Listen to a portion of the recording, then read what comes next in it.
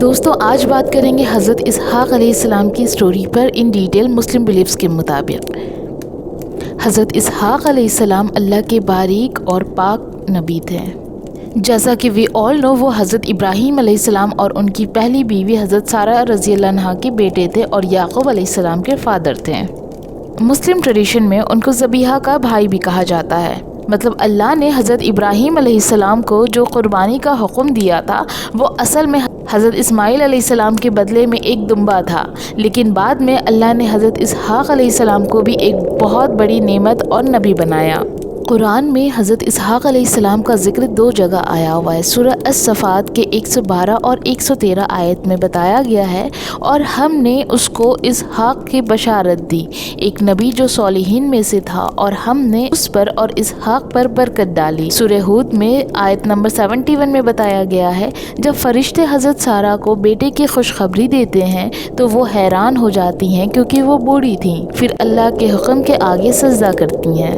حضرت اسحاق علیہ السلام کی عمر بہت لمبی تھی، جیسا کہ مصنف روایتوں میں 160 سے 180 سال تک بتایا گیا ہے۔ ان کی شادی حضرت رفقہ سے ہوئی، جنہیں ربیکہ بھی کہا جاتا ہے، اور ان کے 2 جڑوے بیٹے بھی ہوئے، سبحان اللہ۔ ایک کا نام عیسائیو تھا تو دوسرا یعقوب، جنہیں ہم حضرت یعقوب علیہ السلام کے نام سے بھی جانتے ہیں، جن کو بنی اسرائیل کا بابا کہا جاتا ہے۔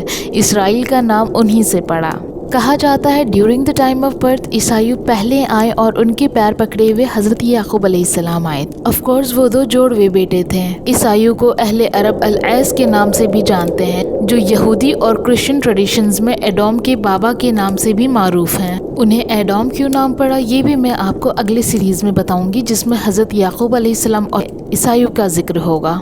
مسلم بلیف میں حضرت اسحاق علیہ السلام پیلسٹین کے قنان میں رہا کرتے تھے، وہاں نبوت کا کام کیے، لوگوں کو توحید کی دعوت دی، اور بہت صبر اور شکر کرنے والے نبی تھے۔ ان کی قبر ہیبرون الخلیل میں مسجد ابراہیم علیہ السلام کے اندر مقبرۂ انبیاء میں ہے۔ اسحاق علیہ السلام وہ نبی ہیں جنہوں نے کبھی کسی ظلم یا غلط کا سامنا نہیں کیا، بلکہ ہمیشہ رحمت اور برکت کے ساتھ زندگی گزاری۔ ان کو ذبیح اللہ کا بھائی بھی کہا جاتا ہے، لیکن قربانی اسماعیل علیہ السلام کی تھی۔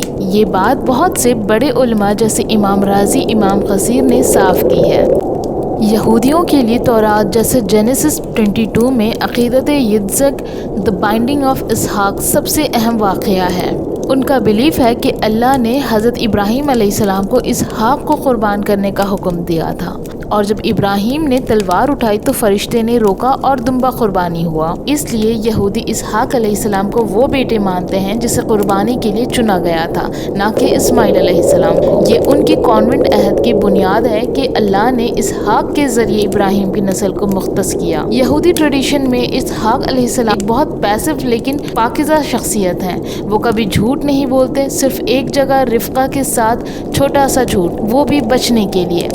بہت نمازی، کھیتی باڑی کرنے والے اور اللہ سے ڈرنے والے تھے۔ کرسچنز کا بھی اپنا ہی بلیف ہے اس کے اوپر۔ کرسچن بھی اولڈ ٹیسٹمنٹ جیسے کہ تورات کی کچھ ہسٹری کو فالو کرتے ہیں، اس لیے ان کا نیریٹو بھی یہودیوں سے آلموسٹ سیم ہے، یعنی قربانی کا واقعہ اسحاق علیہ السلام کے ساتھ ہی ہوا، ایسا ان کا ماننا ہے۔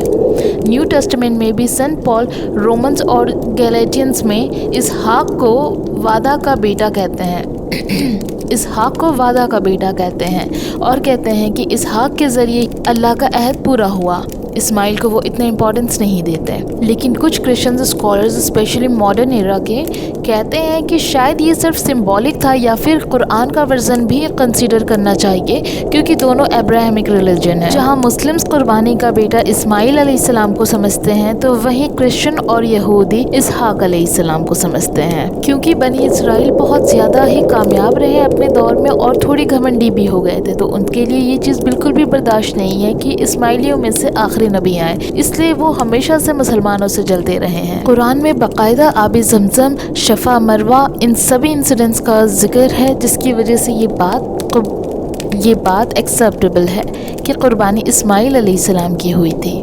اور کعبے کی تعمیر بھی ابراہیم علیہ السلام نے کیا تھا اسماعیل علیہ السلام کے ساتھ مل کر، جب اسماعیل علیہ السلام 10 سال کے تھے، اور اسی دوران اسحاق علیہ السلام کی پیدائش ہوئی تھی۔ جب ہم تینوں ہی ابراہمک ریلیجن ہیں تو پھر کیوں صرف مسلمان ہی قربانی دیتا ہے؟ دونوں طرف کے نیریٹو میں ایک ہی بات کامن ہے، حضرت ابراہیم علیہ السلام کی اللہ پر پوری اطاعت اور قربانی کا جذبہ، چاہے قربانی اسماعیل علیہ السلام کی ہوئی ہو یا اسحاق علیہ السلام کی۔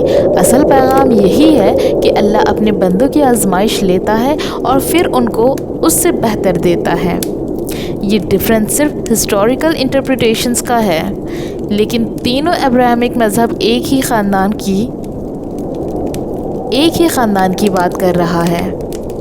آج کے دور میں اگر ہم اس واقعہ کو صرف کون سا بیٹا تھا پہ لڑنے کے بجائے اس کے پیچھے والے سیکریفائس اور فیتھ کے لیسنز پہ فوکس کریں تو شاید زیادہ بہتر ہو۔ اسحاق علیہ السلام کے تو 2 بیٹے تھے، یعقوب علیہ السلام اور عیسائیو۔ تو عیسائیوں کو لوگ کیوں نہیں یاد کرتے ہیں؟ اسے کیوں اتنی اگنورنٹ ملی ہے پوری دنیا میں، چاہے وہ کرسچینٹی کی طرف سے ہو یا یہودی کی طرف سے یا پھر مسلمانوں کی طرف سے۔ بھائی تو موسیٰ علیہ السلام اور ہارون علیہ السلام بھی، یہ دونوں ایک دوسرے کے بہت سپورٹیو تھے، اور ان دونوں کا بھی ذکر آیا ہوا ہے نیک کاموں میں۔ تو ایسا کیا ہوا کہ صرف یعقوب علیہ السلام کو ہی جانا جاتا ہے اور عیسائیوں کو کوئی جانتے بھی نہیں ہے؟